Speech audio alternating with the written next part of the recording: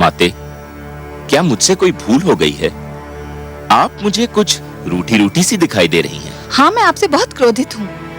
आप भी कभी कभी ऐसे उल्टे सीधे काम करते हैं कि मन करता है आपसे कभी बात ही न करूं। मगर माते, नियम तो यह है कि दंड देने से पहले अपराध करने वाले को उसके अपराध के बारे में बताया जाता है। आपने तो मुझे अभी तक नहीं बताया कि मेरा अपराध क्या है। आपसे उत्तर नहीं बन पा रहा, इसके लिए बातें बना रहे हैं। मैं पूछती हूँ, उस छोटे से बालक को इतने घोर वन में भेजने की क्या आवश्यकता थी, जहाँ हर पग वन्य पशुओं और विषैले सर्पों का संकट है? ओह, तो माता मुझसे इसलिए रुष्ट हैं कि मैंने ध्रुव को वन में क्यों भेज दिया? और नहीं तो क्या, मंत्र का जाप ही तो करना था। वो तो ध्रुव वहाँ भी कर सकता था जहाँ आप उसे मिले थे।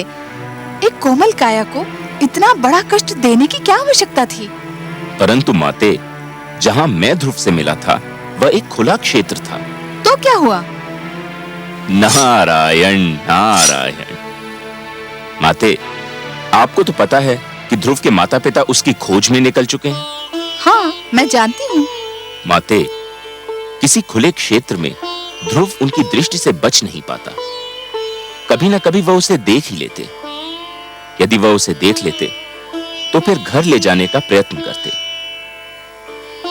यदि वो उसे घर ले जाने का प्रयत्न करते तो मंत्र के जाप का तार टूट जाता। यदि मंत्र के जाप का तार टूट जाता तो ध्रुव की तपस्या भंग हो जाती, और यदि ध्रुव की तपस्या भंग हो जाती तो भगवान विष्णु से मिलने की उसकी मनोकामना पूर्ण न हो पाती।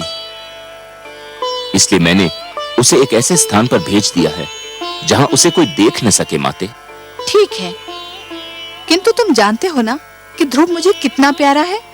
यदि उसे कोई हानि पहुंची तो? माते, मैं उसके भाग्य के लिखे को तो नहीं बदल सकता। मैंने तो वही किया जो मुझे इन परिस्थितियों में उचित लगा। क्या अब भी आप मुझसे रुष्ट हैं? नहीं, परंतु संतुष्ट भी नहीं हूँ। एक बात कहूं माते? कहो।